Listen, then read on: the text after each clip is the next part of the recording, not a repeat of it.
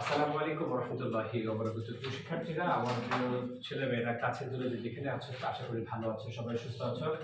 ছেলেমেয়েরা, আমাদের নবম দশম শ্রেণীতে যারা ব্যবসায় শিক্ষা গ্রুপে ছিলে, তোমরা জানো যে রেওয়ামিল একটা সহজতম অঙ্ক, তাই না? রেওয়ামিল অনেকেই প্রিয় অঙ্ক না? এখনো কিন্তু আমরা ইন্টারমিডিয়েটে গিয়ে দেখি যে অনেকেই প্রিয় অঙ্ক রেওয়ামিল। তবে ইন্টারমিডিয়েটে রেওয়ামিল শুধু রেওয়ামিল থাকবে না, রেওয়ামিলের পাশাপাশি ভুল সংশোধনী জাবেদা থাকবে আমাদের। এবং আমরা অনেক ক্ষেত্রে দেখি কি ভুল সংশোধনী জাবেদা শুধু আলাদা করে আসে, রেওয়ামিলের সাথে না, আবার মাঝে মাঝে রেওয়ামিলের সাথেও থাকে। এই জন্য এটা খুব ইম্পর্টেন্ট। আর এখান থেকে এমসিকিউ আসবেই, এমসিকিউ এখান থেকে আসবে প্রত্যেক বছর। ফার্স্ট পেপারে একটা, সেকেন্ড পেপারে একটা, বা ফার্স্ট পেপারে একটা অধিক থাকতেও পারে। ছেলেমেয়েরা, আমরা ভুল সংশোধনের জাবেদা শিখবো।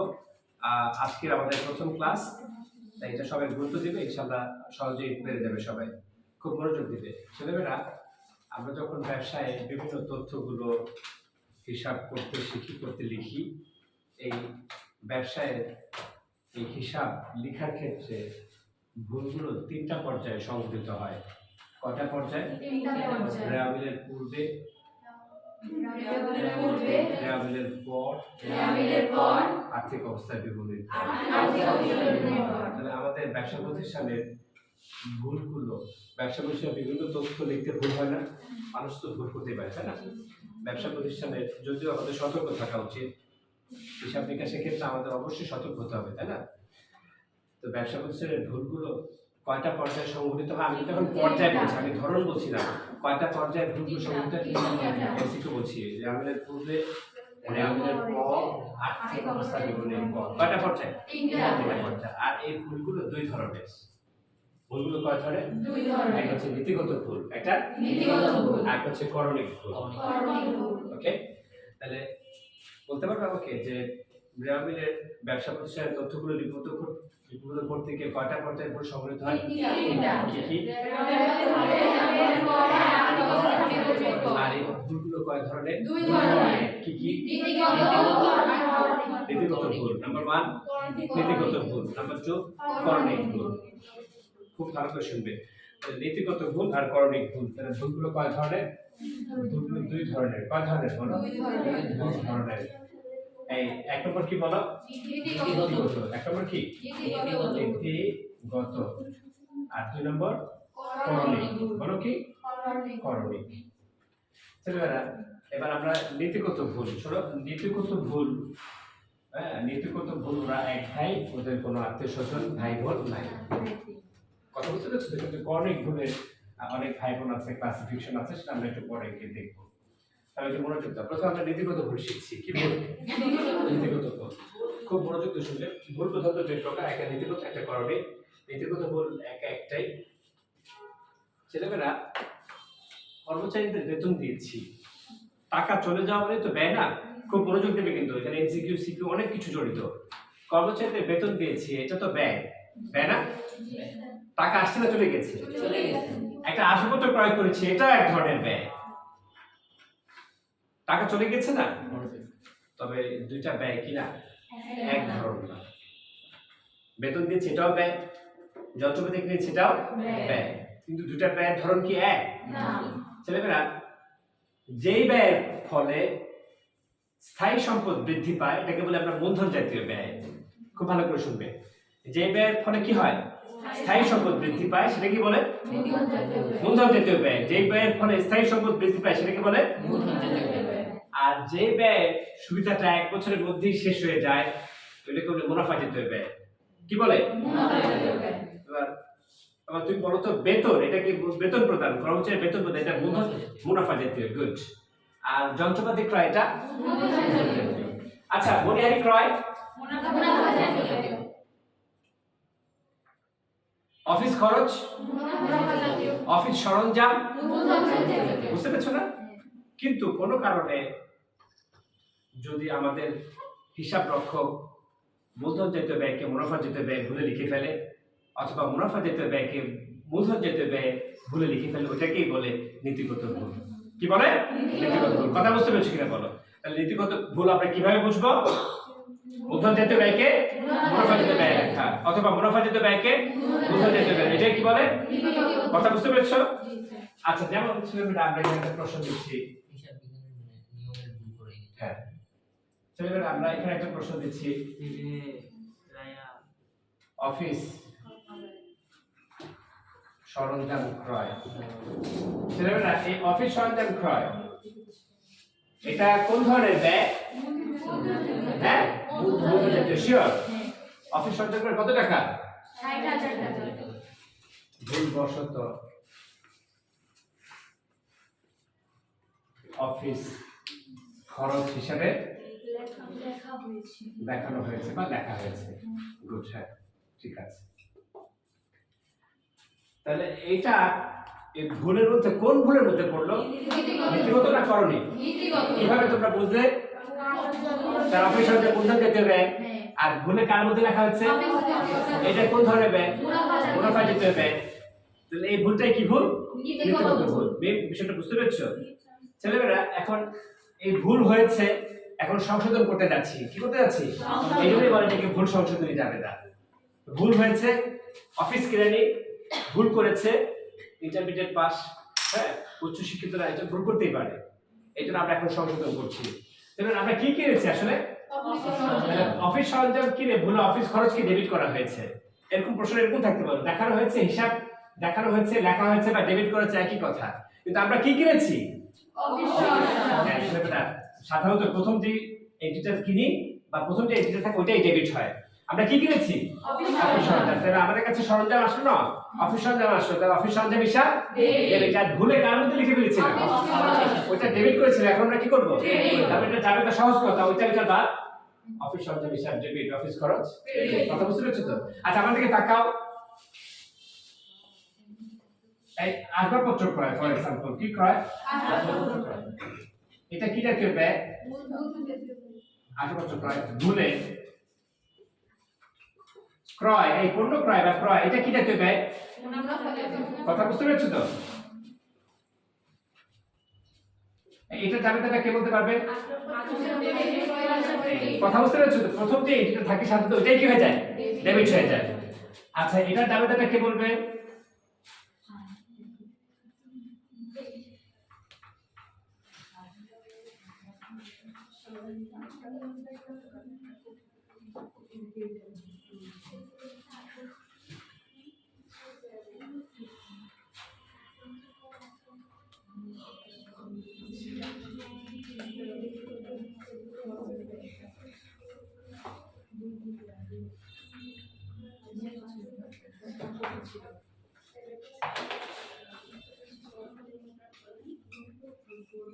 যন্ত্রপাতি সংস্থাপন, বড় যন্ত্রপাতি সংস্থাপন ব্যয় 10,000 টাকা। কত টাকা? 10,000 টাকা। ভুলে মজুরি হিসেবে লেখা হয়েছে, মজুরি হিসেবে ডেবিট করা হয়েছে।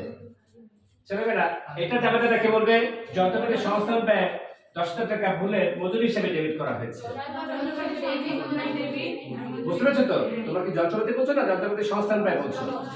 না, সংস্থান শব্দটা বলা যাবে না। হ্যাঁ তাহলে বলো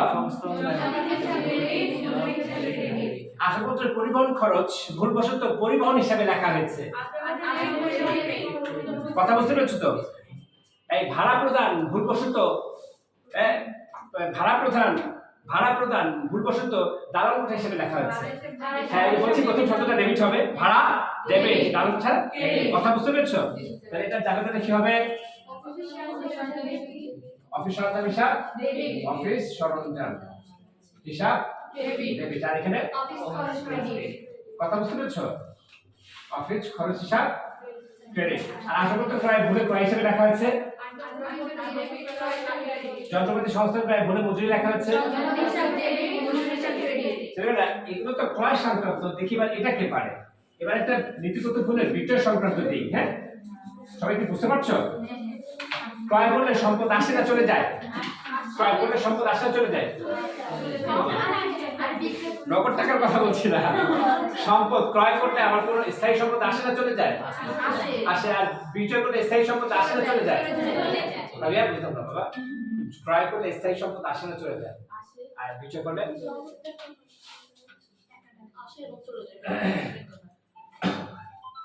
যন্ত্রপাতি বিক্রয় 30,000 টাকা, যন্ত্রপাতি বিক্রয় 30,000 টাকা, ছেলেমেয়েরা সাধারণত সম্পত্তি ক্রয় করলে আমাদের কাছে সম্পদ আসবে আর সম্পত্তি বিক্রয় করলে সম্পদ চলে যাবে। এবার শোনো যন্ত্রপাতি বিক্রয়, তোমাদের মধ্যে কে আমাকে বলতে পারবে যে যন্ত্রপাতি, এই নুসরাত বলো, এটা জানতে বলো বলো। যন্ত্রপাতি বিক্রয় ভুলবশত আছে।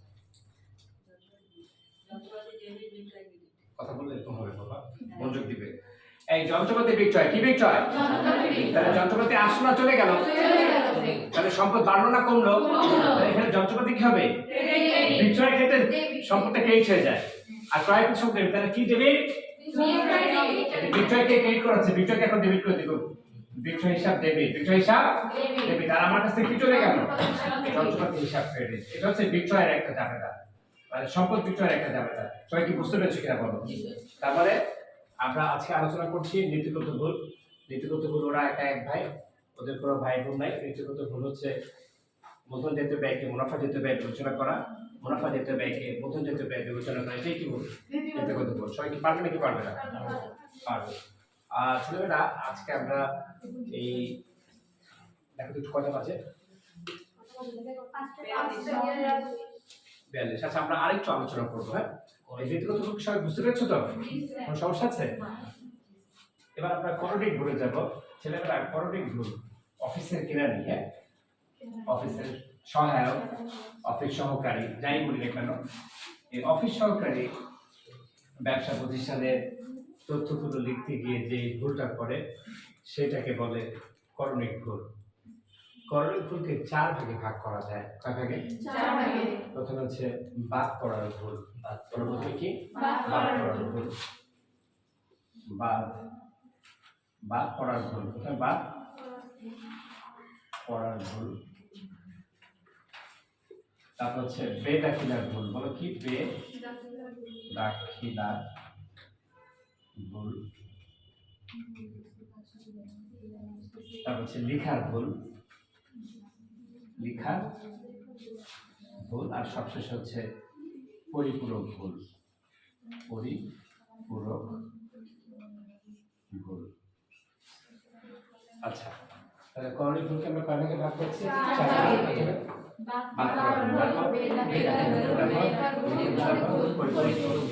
আজকে আমরা চেষ্টা করবো বাদ পড়ার ভুল আবার বুঝতে যেতে পারি কিনা দেখি। প্রথমে বাদ পড়ার ভুল। কি ভুল? বাদ পড়ার ভুলের এন্ট্রিটা আইডেন্টিফাই করা খুবই সহজ। প্রশ্নের শেষে লেখা থাকবে হিসাবভুক্ত হয়নি বা বাদ পড়েছে। কি লেখা থাকবে বলো? যেমন ফর এক্সাম্পল, এই মালিক কর্তৃক পণ্য উত্তোলন। ফাপিয়া, মালিক কর্তৃক পণ্য, আমাদেরকে তাকাও সবাই। মালিক কর্তৃক পণ্য উত্তোলন 20,000 টাকা, যা হিসাবভুক্ত হয়নি। এটা কি ধরনের ভুল? করণিক ভুলের মধ্যে বাদ পড়া ভুল করেছে। কথা কি বুঝতে পেরেছো? তাহলে এই মালিক কর্তৃক পণ্য উত্তোলনের জাবেদা বলে দাও। ক্রয় ক্রেডিট। ব্যাস, দেখেছো? ভুল শব্দের জাবেদা কিন্তু সবচেয়ে নতুন আমদানি করছি তা না, আমরা কিছু জাবেদা আগে থেকেও পারি। যেমন ধারে পণ্য ক্রয়, যা হিসাবভুক্ত হয়নি। ধারে পণ্য ক্রয় যা হিসাবভুক্ত হয়নি, জাবেদা বলো ক্রয় ক্রেডিট। বাকিতে পণ্য বিক্রয় যা বাদ পড়েছে, তাহলে দেনাদার বা প্রাপ্য হিসাব ডেবিট, বিক্রয় হিসাব। কথা বুঝতে পেরেছো কিনা বলো? তাহলে বাদ পড়ার ভুল আমরা কিভাবে চিনতে পারবো? হয় অথবা বাদ পড়েছে, যা হিসাবভুক্ত হয়নি অথবা বাদ পড়েছে, সেটাই কি ভুল? বাদ পড়ার ভুল। সবাই কি বুঝতে পেরেছো? কোনো সমস্যা? তাহলে এবার এসো, তাহলে আমরা এই ভুল প্রথমে নীতিগত ভুল আলোচনা করলাম। এরপর করণিক ভুলকে 4 ভাগে ভাগ করা যায়। প্রথম হচ্ছে বাদ পড়ার ভুল, এরপরে কি? বেদাখিলার ভুল। আজকে আমরা এই পর্যন্তই থাকবো। বে বর বদ কম, এগুলো হচ্ছে আরবি ফার্সি উপসর্গ। তোমরা জানো যে উপসর্গ তোমরা ভালো জানো। শব্দের পূর্বে বসে, এই শব্দের পূর্বে বসে নতুন শব্দ গঠন করা হচ্ছে উপসর্গের কাজ। এটাকে আমরা ইংরেজি বলি প্রিফিক্স।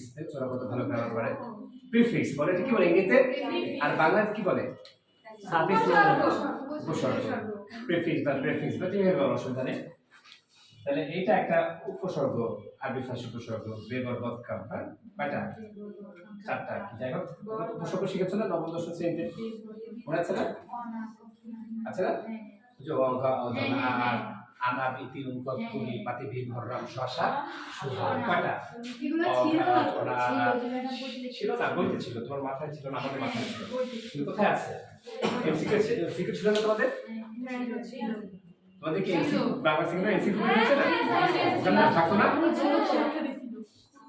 এই যাই হোক বাংলা পড়ে যে আমরা আগে একদিকে থাকি বেদাখিলার ভুল বে একটা নেগেটিভিটি ইন্ডিকেট করে যেমন বে আদব মানে আদব নাই আদব আছে কিন্তু এটা ভুল বে বলতে ভুল বোঝানো হয় বে বলতে বলে কি বে হায়া মানে কি হায়া নাই তাই না এই তাহলে বে শব্দটা কি পজিটিভ না নেগেটিভ মানে হা বোঝায় না বোঝায় বুঝতে পারছো তো হ্যাঁ আমি তো প্রশ্ন করেছি এই হ্যাঁ ছেলেমেয়েরা তার মানে একটু এবার আবার ফিরে আসি এখানে তার মানে দাখিলা লিখেছি জাবেদা করেছি কিন্তু কি হয়েছে ভুল হয়েছে বলে কি ভুল এটাকে বলে বেদাখিলার ভুল মানে দাখিলা মানে হিসাবুক্ত করা আর বে মানে হচ্ছে ভুল দাখিলা লিখেছি কিন্তু কি লিখেছি ছেলেমেয়েরা তোমরা এই বেদাখিলার ভুলটা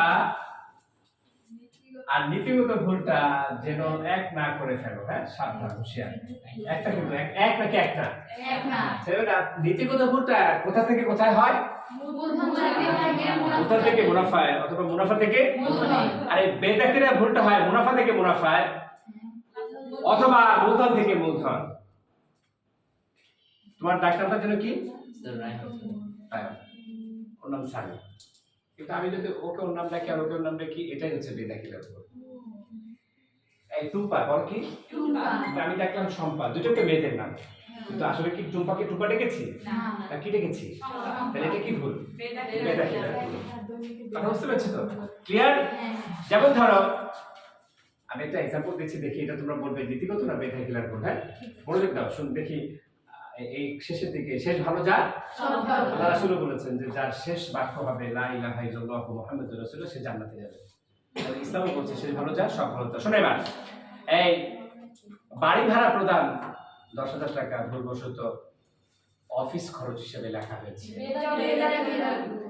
কিভাবে বুঝলে বাড়ি ভাড়া প্রদান অফিস খরচে লেখা হয়েছে বাড়ি ভাড়াও একটা মুনাফা দিতে ব্যয় অফিস খরচে কি একটা মুনাফা দিতে ব্যয় তাহলে মুনাফা থেকে মুনাফায় যে ভুলটা হয় সেটাই কি ভুল আচ্ছা দেখো তো এটা কোন ধরনের ভুল ভূমি কর প্রদান ভুলবশত ভূমি হিসাবে ডেবিট করা হয়েছে হ্যাঁ কারণ ভূমি কর হচ্ছে মুনাফা দিতে ব্যয় আর ভূমি এটা কি এটা নীতিগত ভুল এবার শোনো তো আসবাবপত্র ক্রয় ভুলবশত যন্ত্রপাতি হিসাবে লেখা হয়েছে আমি কিন্তু মূল শুনেছি আবার বেদাখিলাও শুনেছি আসবাবপত্র ক্রয় ভুলবশত যন্ত্রপাতি লেখা হচ্ছে আসবাবপত্র এটাও মূলধন যেতে ব্যয় যন্ত্রপাতি এটাও মূলধন যেতে ব্যয় এটাকে কি বলে বেদাখিলার ভুল এবার স্বামী প্রথম থেকে আমাদের একটা নীতিগত ভুল এক্সাম্পল দিবে একটা বাদ করার ভুল এক্সাম্পল দিবে একটা বেদাখিলার ভুল এক্সাম্পল দিবে স্বামী কেন আমি কেন বলতে বল হচ্ছে নীতিগত ভুল আসবাবপত্র ক্রয় হচ্ছে কি যেন বলে একটা মূলধন তৈরি করে ফেলছে একটা মুনাফা আনলেই হবে হচ্ছে অফিস সাপ্লাই যে হচ্ছে অন্তর্ভুক্ত অফিস খরচ সাপেক্ষ সব উদ্যোগ দরকার আসবাবপত্র ক্রয় ভুলবশত অফিস খরচ হিসেবে লেখা হয়েছে এটা কি ভুল নীতিগত ভুল এবার বাদ করা ভুল একটা এক্সাম্পল বলো স্বামী আমি কি আপনার স্টুডেন্ট না স্যার আমাকে প্রশ্ন দেখছো করেন এটা বলে কিন্তু সব সময় আজকে প্রশ্ন করছে আজকে সে আনহ্যাপি কেন তোমাদের বাদ করা ভুল এক্সাম্পল বলো বাদ করার হচ্ছে ধারে পণ্য ক্রয় ভুলবশত মানে হিসাবভুক্ত হয় অথবা বাদ করেছে গুড ক্রয় দেবে পারাদার বেদাখিলার ভুল একটা এক্সাম্পল বলো তো আসবাবপত্র ক্রয় করে যন্ত্রপাতিতে লেখা আছে। হ্যাঁ আসবাবপত্র হিসাব দেবে যন্ত্রপাতি হিসাব ক্রেডিট আসবাবপত্র হিসাব দেবে যন্ত্রপাতি হিসাব পারবে নাকি পারবে না ছেলেমেয়েরা আজকে আমরা এই ভুল সংস্কৃত জাবেদার এই পর্যন্ত বেদাখিলার ভুল পর্যন্ত থাকছি তোমরা যারা ক্লাসটা করছো এই ক্লাসটা বারবার দেখবে প্রথম থেকে তাহলে ইনশাআল্লাহ আশা করছি সিকোয়েন্স একটু কোথাও সমস্যা থাকবে না ফ্রম নেক্সট ক্লাস আমরা এই লেখার ভুল এবং পরিপূরক ভুল সাথে আমরা ভুল সংশোধন করার পর কিভাবে রিহাবিল করতে সেটা শিখবো সবাইকে ধন্যবাদ সাথে থাকার জন্য